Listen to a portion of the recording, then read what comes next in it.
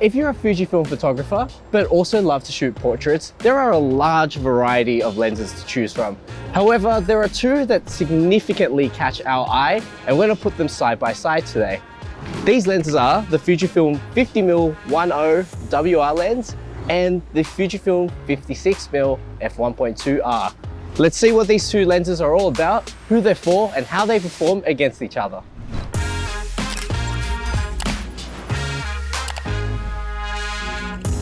Fujifilm have made both of these lenses basically to cater for the niche person who loves a bit of portrait photography, a little bit of wildlife photography, or if you're a street photographer who's looking for a lens just to get that little bit of extra coverage if you want to stand a bit further back. In addition to that as well, it is kind of like in the small telephoto range. So if you do like shooting things from afar, these lenses can cater to that. In terms of where these lenses sit, in terms of full frame equivalent, the 50mm sits at about 76mm and the 56mm sits at about 85mm, which is generally where you would be wanting to be shooting your portraits at. All right, let's talk about the design differences in both these lenses. First of all, you can see there's a significant difference in size. The 50mm is a little bit bigger and it weighs at approximately 845 grams, whereas the 56mm is a lot more compact and it weighs at 405 grams. Now, in terms of its actual build quality, both are very similar. They have the same aperture ring at the back. You've got a big manual focus ring at the front.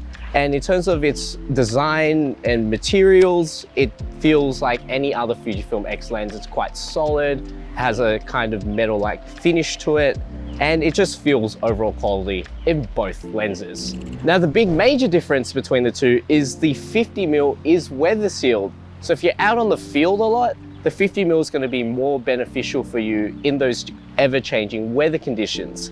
Filter sizes is also different as well. Because the 50mm is bigger, it has a 77mm filter size, whereas the 56mm has a 62mm filter size. Let's talk about the construction inside these lenses. They're both constructed very similarly. They've got one spherical element in both, which just helps with distortions. You've got two extra low dispersion elements in both as well to help with any kind of chromatic aberrations. And they're also coated with super EBC on both lenses to help with ghosting and flaring. Where it differs mainly is the aperture diaphragm. So you've got a 9-bladed rounded aperture diaphragm in the 50mm and a 7 rounded blade aperture diaphragm. In the samples that we've taken, you can see a pretty big difference in bokeh between the two. You've got a very nice swirly and smooth bokeh coming out of the 50mm, whereas the 56mm, although the bokeh still looks really good, you can definitely tell it's not as round as the 50mm. In terms of closing it down, both lenses also close down to f16. You can tell also the sharpness difference between the two lenses in a couple samples. Both shots at f8 with the church in the background, as well as the tree.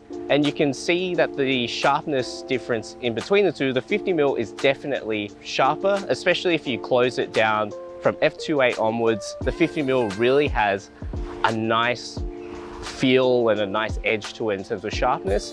Center sharpness, corner sharpness, the 50mm is pretty good. The 56mm is great as well. However, I feel like you'll need to close that a bit more down. From f2.8 onwards, it definitely performs a lot better. But you can see the edge-to-edge difference and the center sharpness in both lenses. There is a definite difference between the two. Second difference is focal length. Now, although it doesn't sound like much, 50mm to 56mm not being that much of a difference, when you actually use it in practice, the 50mm is definitely wider and a lot more versatile. With that church shot, you can see that we've got the two lampposts in, and once we chuck the 56mm, you lose that a little bit. This really isn't that too much of a problem. However, if you're out on the field a lot and you want that versatility to be able to move a lot more and reframe, the 50mm might be a lot more versatile with that little bit of extra width to it. It also has a minimum focus distance of 60 centimeters as opposed to the 56mm, which has a minimum focus distance of about 70 centimeters. So you do have to be a little bit far back from your subject. However, both of these lenses are portrait lenses. They do serve a niche. In terms of their shooting performance, the autofocus on both lenses are quite fast. The 50mm does have a DC motor to help it just be a little bit more silent and a bit snappier. However, if you were to go out and do street photography, for example, the lenses might not be as fast as you'd like. So I would recommend going for possibly the 35mm lenses. Although it is a bit further, the focus is a lot snappier. And at the end of the day, when you're out there on the field, you want to get those focus speeds nailed on so that you can get your shot.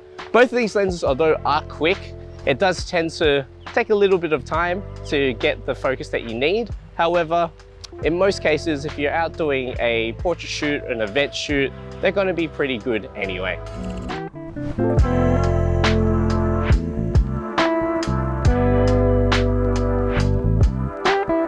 Now, in terms of any artifacts or anything you have to correct, the lighting today, we can't really test too much in terms of chromatic aberrations, but I can tell you with vignetting, both lenses don't really have that much of a strong vignette to them.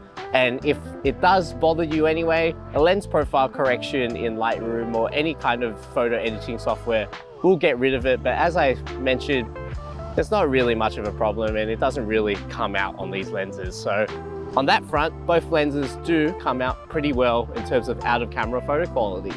So my final thoughts on both these lenses. In terms of portrait lenses, both are fantastic. Great low light performance, great bokeh, great depth of field versatility as well.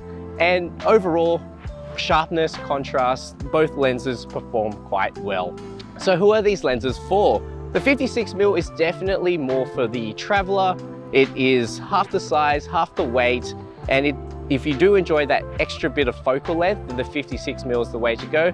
And it's also a lot cheaper as well in comparison to the 50mm. Now, in terms of who I see the 50mm being for, it's definitely for people who are professionals or really enjoy their portrait photography. You've got much cleaner bokeh and it's a lot rounder as well. And the overall sharpness of the images, all the way from when it's open out wide to when it's closed, definitely comes out a lot better. It does have a little bit more of an expensive price tag compared to the 56mm, but honestly, with the quality that you get out of this lens, it is more than worth it. So if you have any questions on these lenses, pop them in the comments below or drop by into our store on George Street in Sydney, Australia. Make sure to follow us on Facebook and Instagram to stay up to date with what's latest and greatest in all of our upcoming promotions. And make sure to hit the like button and the subscribe button on our channel to stay up to date with our latest videos as we upload videos regularly.